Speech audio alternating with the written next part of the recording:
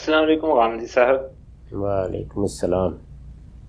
غامدی صاحب، آپ کی جو خدمات ہیں، جس طرح آپ نے چیزوں کو واضح کیا، دین کو سمجھنے میں آسانی پیدا کی، آپ کے لیے دل سے دعائیں نکلتی ہیں، اللہ تعالیٰ آپ کو سلامت رکھیں۔ میرا سوال یہ ہے کہ کیا اس بات کا امکان ہے کہ جو دجال کا فتنہ ہے وہ دراصل الیکٹرانک میڈیا کو کہا گیا ہو، اور ساتھ میں قصے کہانیاں مل کر بات کہاں سے کہاں پہنچ گئی ہو؟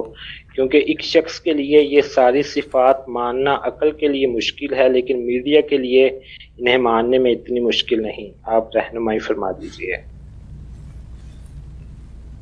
روایتوں میں اگر آپ پہلے انتخاب کر لیں کہ محدثین کے طریقے پر تنقیح کر کے صرف وہ روایتیں اکٹھی کریں گے جن میں دجال کے بارے میں صحت کے ساتھ کوئی بات نقل ہوئی ہے یا کم سے کم حسن درجے کی روایتیں ہیں، تو آپ حیران رہ جائیں گے کہ جو باتیں آپ نے عام طور پر سن رکھی ہیں وہ وہاں ہیں نہیں، موجود نہیں۔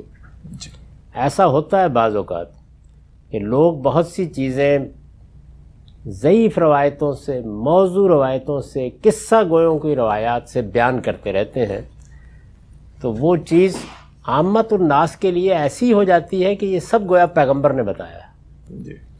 ابھی میں نے پچھلے دنوں شک قمر پر گفتگو کی تو میں نے دیکھا کہ کچھ رد عمل لوگوں نے اپنا ظاہر کیا، تو اندازہ ہوا کہ کبھی لوگوں نے دیکھا ہی نہیں روایتوں کو نکال کے کہ صحیح روایتوں میں یا حسن درجے کی روایتوں میں کیا بات بیان ہوئی ہے۔ دو لفظوں کی بات بیان ہوئی ہے، لیکن یہ کہ وہ انگلی کے اشارے سے چاند ٹوٹ گیا، ایک آستین سے نکل کے دوسرے آستین میں آ گیا، یہ سب بالکل بے بنیاد باتیں ہیں۔ کوئی یعنی روایتوں میں بھی، حدیث کی کتابوں میں بھی کوئی ذکر نہیں ہے ان کا سرے سے۔ تو اس طرح کے قصے کہانیاں دجال کے بارے میں بھی بہت ہو گئے۔ اس وجہ سے آپ ان قصے اور کہانیوں کو سامنے رکھ کے تعبیر نہ کریں، بلکہ جو صحیح یا حسن کے درجے کی روایتیں ہیں ان کو سامنے رکھ کے کریں۔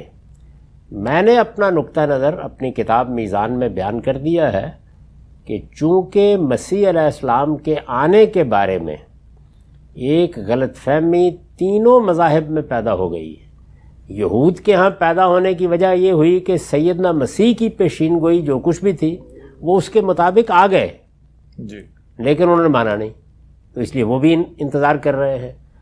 مسیحیوں نے جب سیدنا مسیح نے بار بار یہ کہا کہ میں اس نسل کے دنیا سے رخصت ہونے سے پہلے پھر آ جاؤں گا، تو وہ سمجھے ہی نہیں کہ وہ پھر کس طرح آئیں گے۔ تو میں نے بتایا ہے ابھی آخری قسط میں کہ ان کا مطلب کیا تھا، وہ کیا کہہ رہے تھے اصل میں، اور خود ان کے اپنے الفاظ میں انجیل سے پڑھ کے بتا دیا ہے۔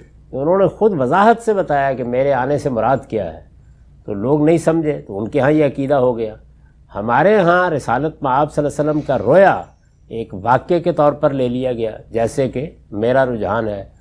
تو اب سب کے ہاں چونکہ یہ چیز موجود ہے تو اس کا امکان پیدا ہو گیا ہے کہ کوئی آدمی، کوئی غیر معمولی صلاحیتیں رکھنے والا آدمی اس سے فائدہ اٹھا کر مسیح ہونے کا دعویٰ کر دے کسی موقع پر، تو یہ امکان بھی رد نہیں کیا جا سکتا۔ بالکل۔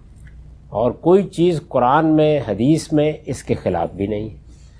جو بات آپ نے کہی ہے کہ دجال کے اس پورے فتنے سے مراد کوئی پوری قوم یا کوئی ایک بڑا واقعہ یا مثلا یہود کی پوری اسٹریٹجی مراد ہو اس سے، تو اس کا امکان ہے، یہ بھی امکان ہے، لیکن پھر ان تمام چیزوں کو اس کے اندر ٹھیک بیٹھنا چاہیے، تو یہ تعبیر کا طریقہ ہو جائے گا۔ میرا رجحان یہی ہے کہ مسیح ہونے کا دعویٰ کر کے کوئی شخص فتنہ پیدا کرے گا۔ آپ مجھ سے اختلاف کر سکتے ہیں، اس میں دروازہ کھلا ہوا ہے، لیکن دجال کی روایتیں وہ الگ سے موجود ہیں، اور نزول مسیح کی روایتوں میں دجال کا ذکر وہ الگ سے موجود ہے۔ روایتوں میں بھی عام طور پہ مسیح الدجال کا ہی لفظ آتا ہے۔ جی ہاں، ہر جگہ یہی ہے۔ وہ لوگوں نے اصل میں اس کو نظر انداز کر دیا۔ پورا نام جو روایتوں میں آیا وہ المسیح الدجال ہے، یعنی وہ آدمی جو لوگوں کو مسیح بن کے فریب دے گا، مطلب یہ۔ بہت شکریہ سر۔